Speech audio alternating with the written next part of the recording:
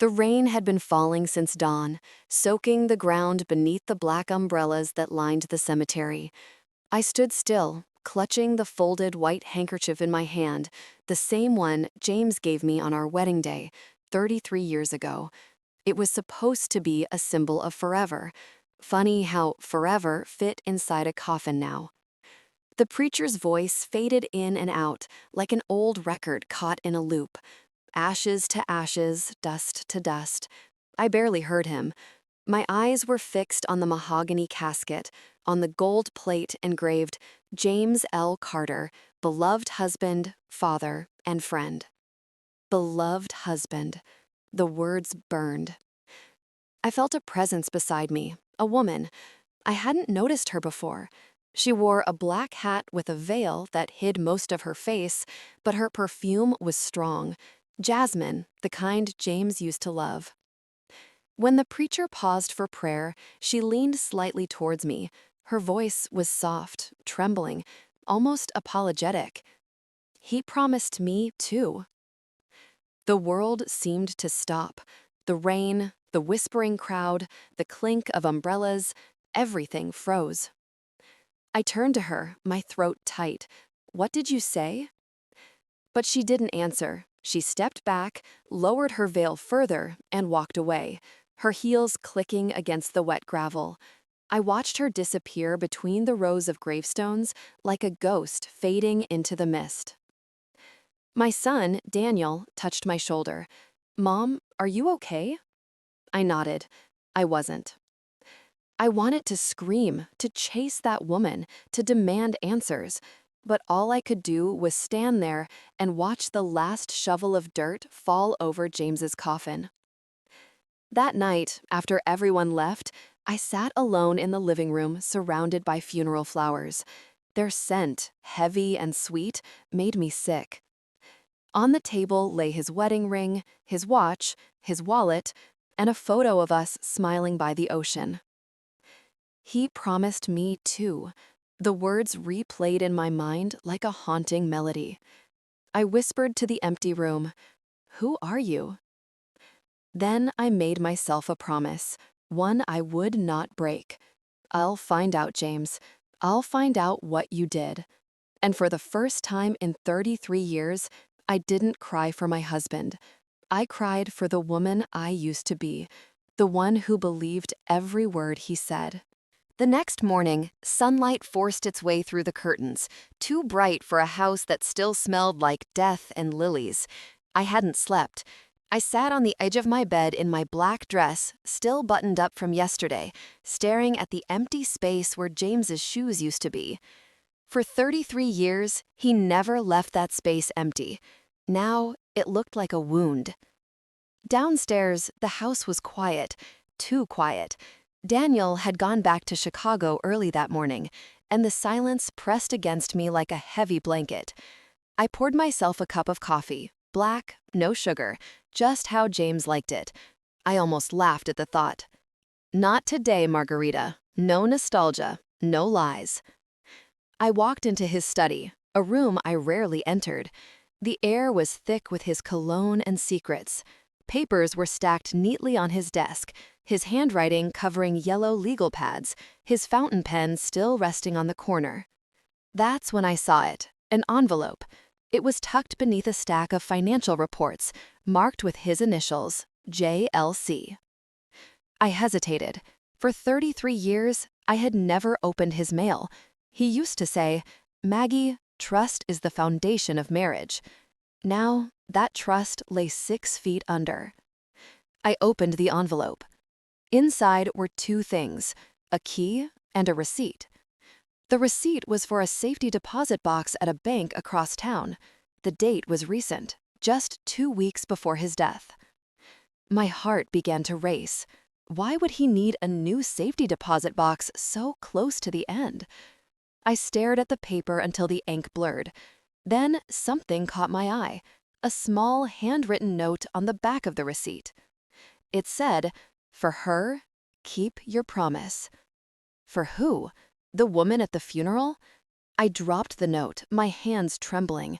My husband, the man I thought I knew better than anyone, had lived another life, and I had just opened the first door to it. That evening, I sat at the kitchen table with the key in my palm.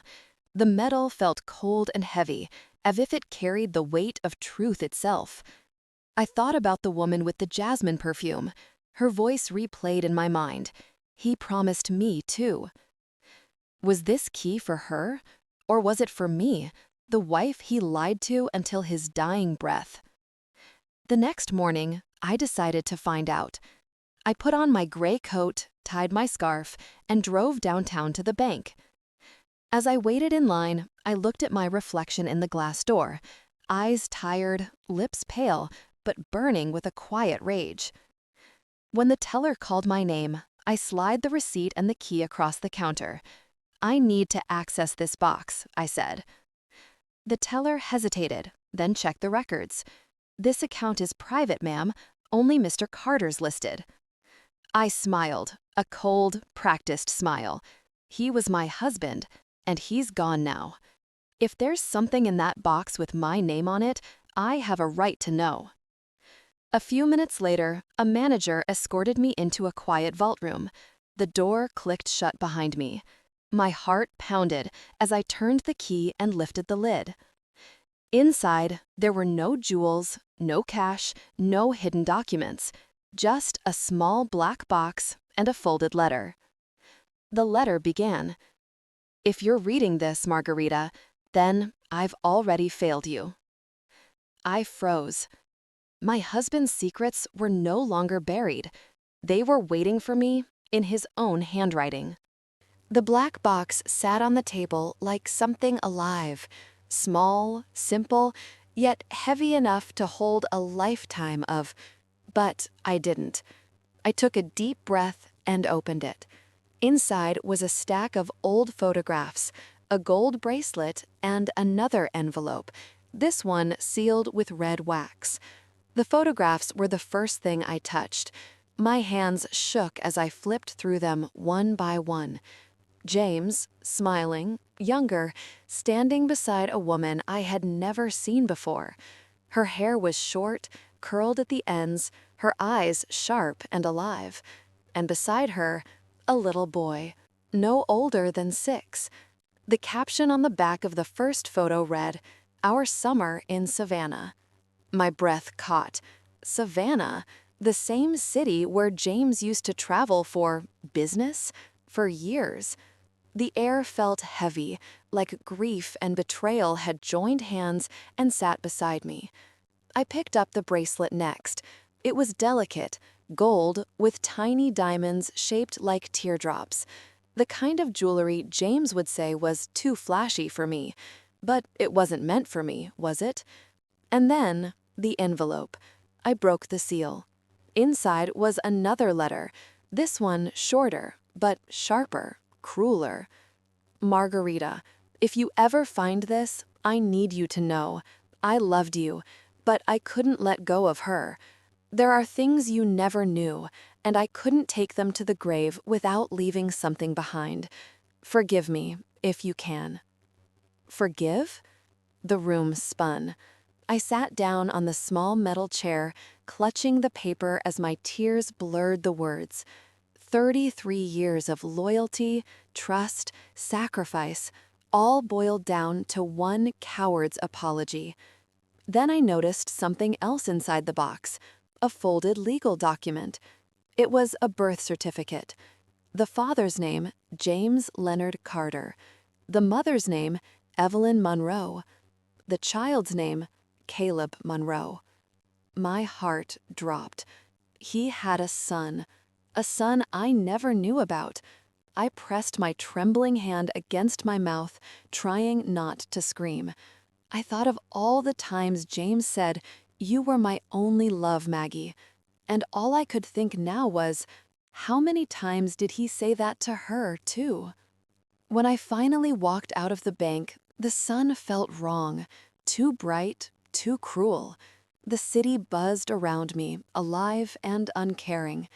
I drove home in silence, my hands gripping the steering wheel until my knuckles went white.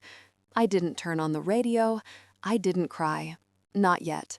That night, I placed the black box on my dining table and poured myself a glass of wine. For hours, I just stared at it, trying to decide whether to burn it or bury it. But something inside me whispered, "No, you don't bury lies. You expose them."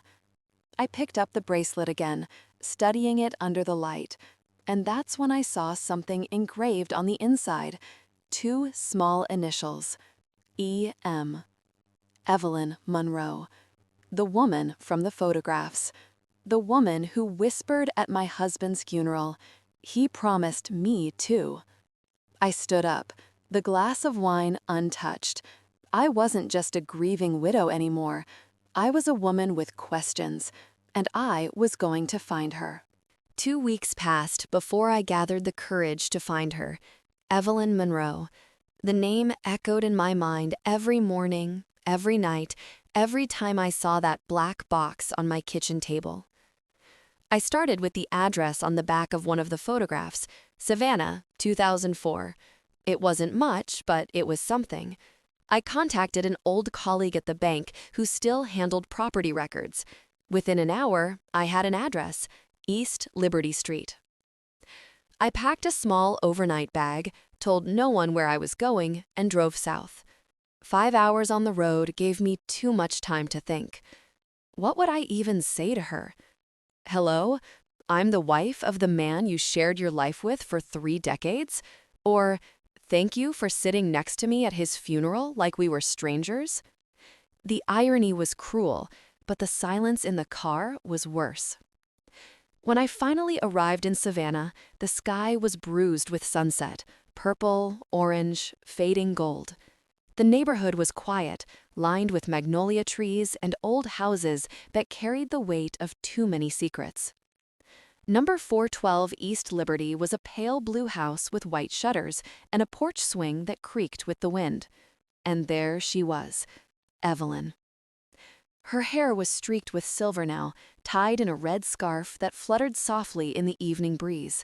She looked older than the woman in the photos, but her posture was still proud, her eyes still sharp, the same eyes that looked back at me in every picture I found in that box. I didn't know whether to hate her or pity her. I stood by the gate, unsure, until she looked up. Our eyes met. "Margarita," she said quietly, like she had been expecting me all along. My chest tightened. "So you know who I am?" "I do," she replied, her voice calm, almost tender. "I wondered how long it would take you." Every word felt like a cut. I stepped closer. "You sat next to me at his funeral." She nodded. "I did. I wanted to see the woman he kept in his heart, even when he couldn't keep her in his truth." I wanted to shout, to ask how dare you, but all that came out was a whisper. "You had a child?" Her eyes softened. "Caleb." "His son," I said bitterly. "Our son," she corrected, her voice trembling now. "And I never meant to hide him from the world. James asked me to keep it quiet, said he was protecting everyone. I was foolish enough to believe him." I felt my anger twist into something heavier, sorrow. We stood there, two women connected by one man's lies, bound by pain neither of us asked for. After a moment, Evelyn gestured towards the porch. "Come inside. There's something you should see." Inside the house, time seemed to stand still. There were photographs everywhere, of Caleb growing up, of birthdays, graduations. In each one, James stood somewhere in the background, smiling that same smile I used to fall for. Evelyn handed me a small envelope. "He left this for you." I hesitated before opening it. Inside was a handwritten note, one I recognized instantly, his handwriting. "Margarita, if you're reading this, then I failed both of you. You were my home, and she was my refuge. I never knew how to be both honest and loved. Forgive me, if not for me, for yourself." I sank into the chair, my eyes burning. Evelyn sat across from me, silent. For the first time, I didn't see her as the enemy. She was a reflection of loss, of strength, of every woman who's ever been promised forever and given half. Finally, she spoke. He left something else too, something for Caleb and something for you. She stood up, disappeared into another room, and came back holding a small wooden box. Inside, there were 2 rings, one gold, one silver, and a key. Evelyn placed the gold ring in my palm. He said it belonged to you first. The metal felt cold, but there was warmth in her gesture. For the first time, I whispered, "Thank you." Evelyn smiled faintly. He hurt both of us, Margarita, but maybe this, us sitting here, is the only truth he ever left behind.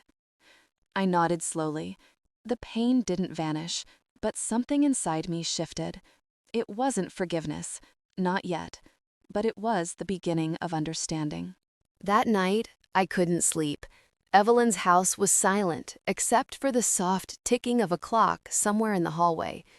I lay awake on her couch, the letter still fresh in my mind, the ink from James's handwriting burned into my memory. You were my home, and she was my refuge. Those words repeated over and over, cutting through my chest like a slow-moving storm. How do you forgive a man who divided his love like property? How do you heal when your past and your pain share the same name? At dawn, I walked out to the porch. The air smelled of salt and magnolia. Savannah always had a way of making sorrow feel poetic. Across the yard, Evelyn was already awake, watering her plants like nothing had changed. When she noticed me, she smiled gently.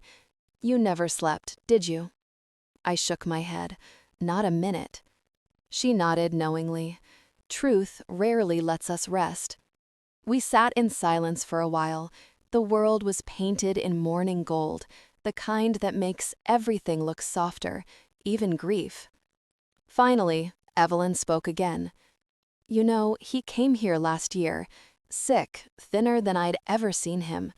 He said he was trying to do things right with you before it was too late." My throat tightened. "He never told me." "He didn't know how," she said simply. "He was ashamed." Ashamed. The word felt too small for everything he had done. I stared at the key she had given me the night before. "Do you know what this opens?" Evelyn hesitated. "No, but he told me it would lead you to the truth he couldn't say out loud." The truth. I was so tired of that word, as if the truth ever healed anyone. Still, I slipped the key into my purse before leaving that afternoon. When I returned home to Atlanta, the house felt different, emptier, yet somehow lighter. I went through every drawer, every cabinet, until I found an old metal box at the back of his office closet. The lock matched the key. My hands shook as I turned it. The latch clicked open with a sound that split the air. Inside were documents, old letters, receipts, and a thick envelope labeled M. I opened it slowly.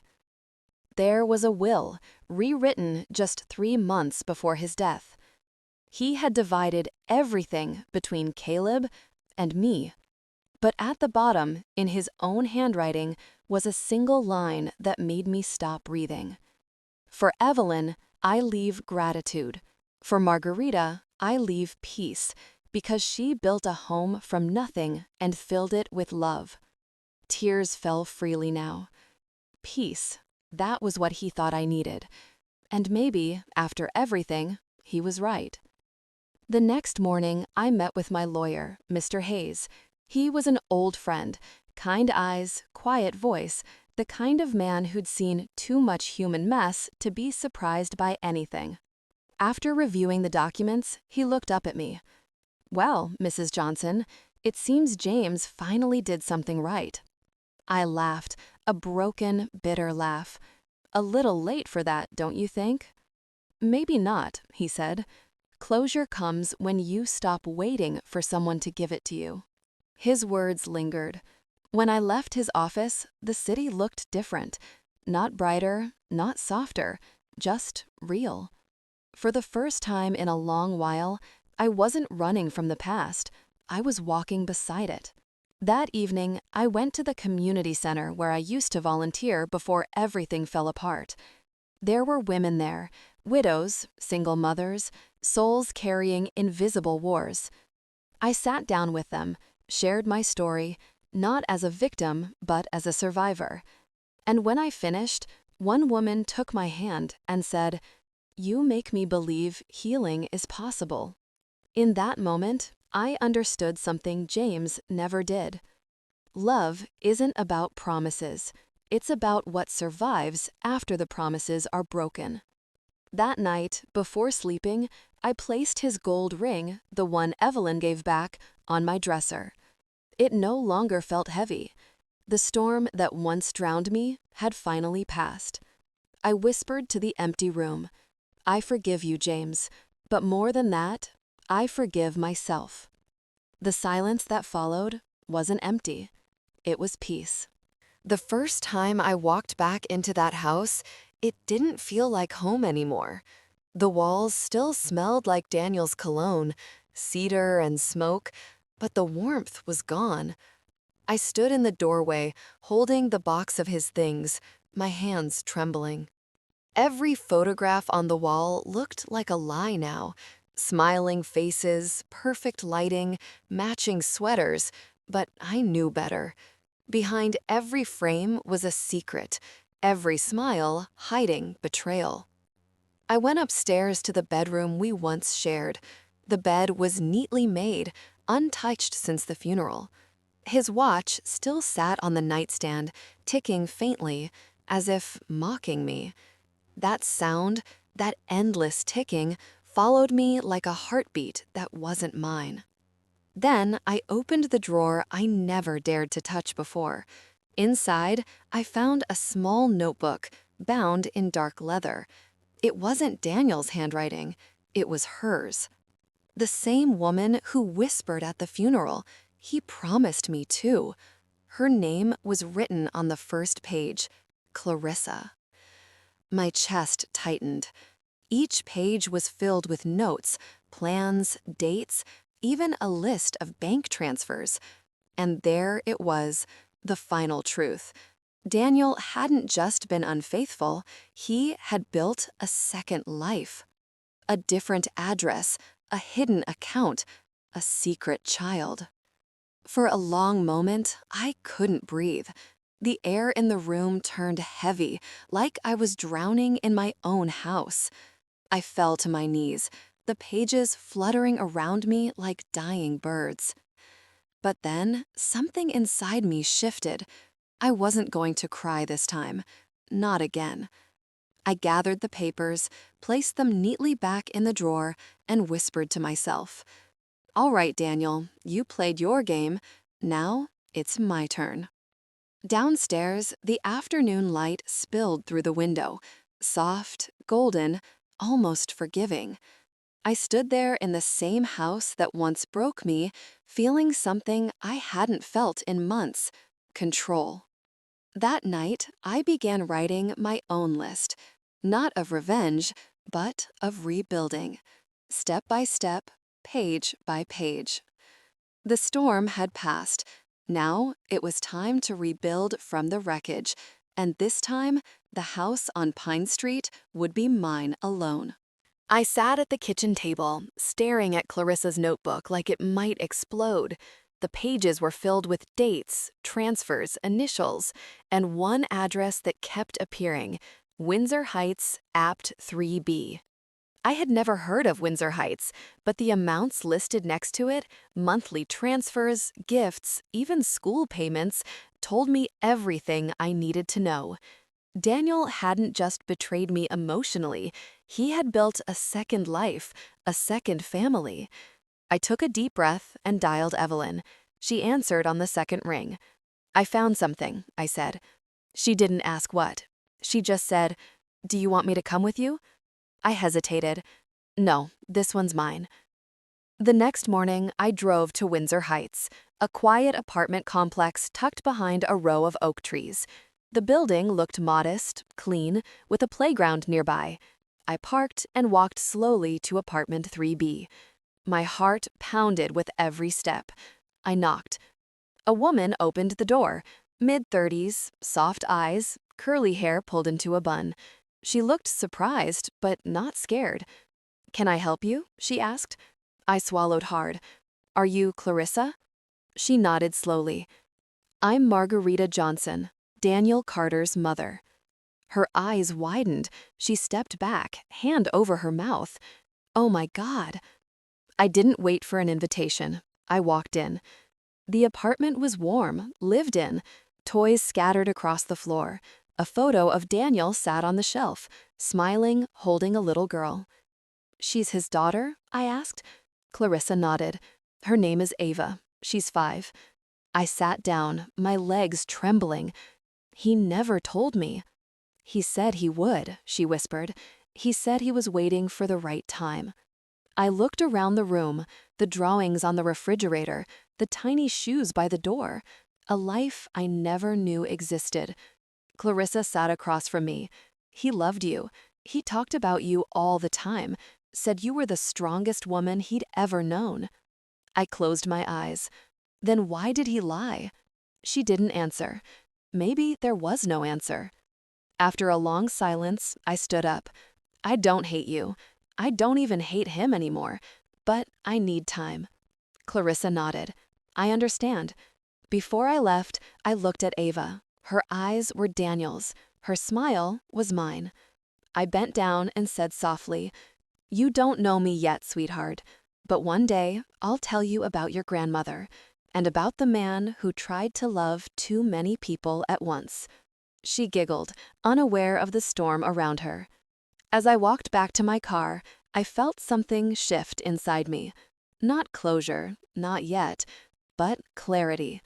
Daniel had broken me, but he had also left behind pieces of himself, pieces I could choose to carry or leave behind, and I was finally learning how to choose. 3 weeks passed since I met Ava. I hadn't told anyone about her, not Daniel's friends, not Evelyn, not even my therapist. Some truths are too raw to share until they settle inside you like cooled lava. I sold the house on Pine Street. It wasn't easy. Every room held a memory, every corner a whisper. But I knew I couldn't rebuild my life inside the ruins of someone else's lies.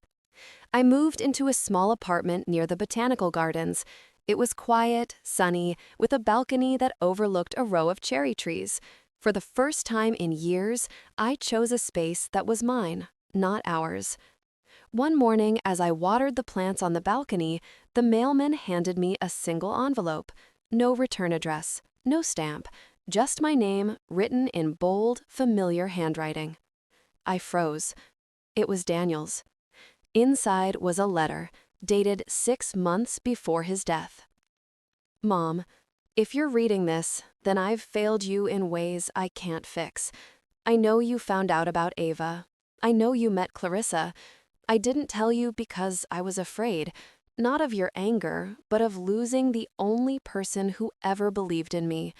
I didn't deserve your love, but I hope one day you'll forgive me enough to tell Ava who I was. Not the man who lied, but the boy you raised.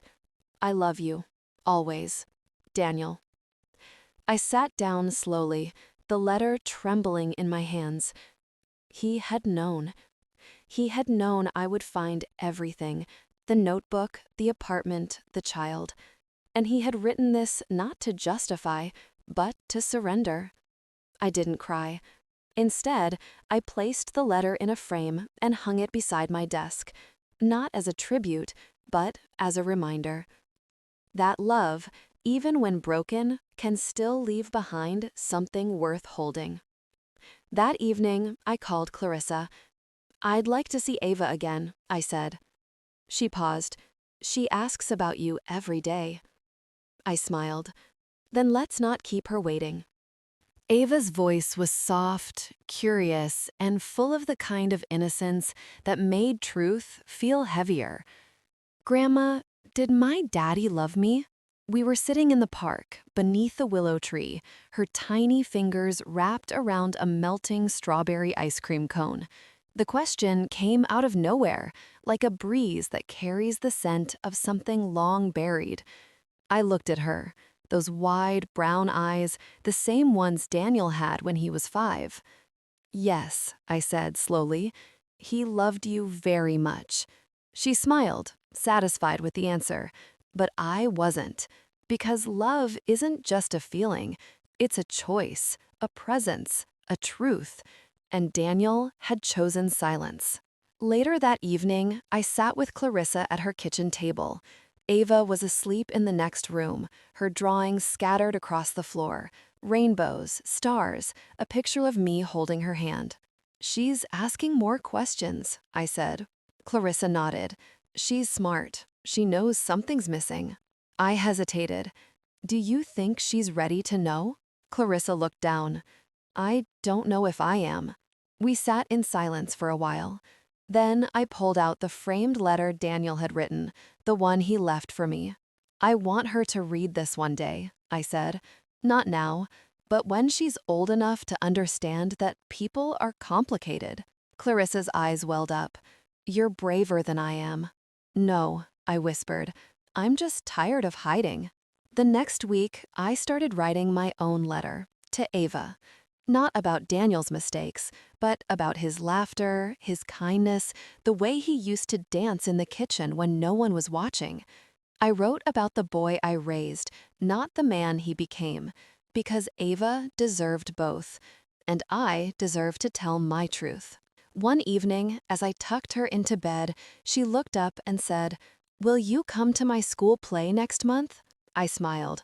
I wouldn't miss it for the world. She hugged me tight, her little arms wrapped around my neck like a promise. In that moment, I realized something. I wasn't just healing. I was becoming someone new, someone who could carry the weight of the past and still walk forward, not as a widow, not as a mother's betrayal, but as a woman who chose love, even when it came wrapped in pain. It started with one pot of lavender.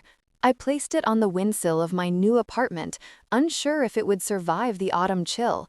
But every morning, I watered it, whispered to it, watched it stretch towards the sun.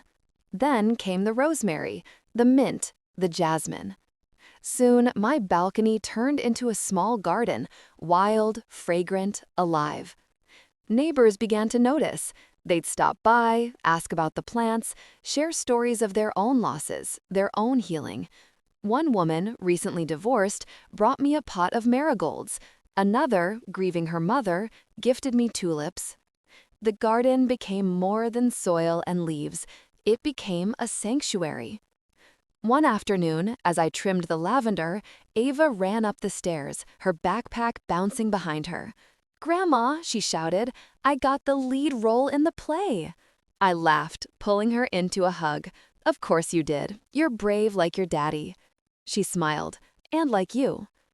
That night, I sat on the balcony with a cup of tea, watching the stars blink through the branches.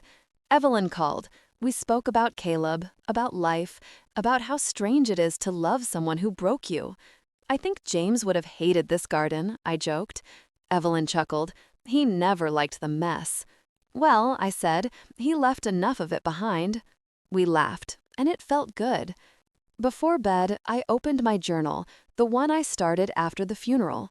I wrote, "Today, I didn't cry. Today, I planted something. Today, I forgave the past, not because it deserved it, but because I did." I closed the book, placed it beside the framed letter from Daniel, and turned off the light. The garden swayed gently in the wind outside, whispering its own story, one of growth, of survival, of a woman who chose to bloom, not despite the pain, but because of it.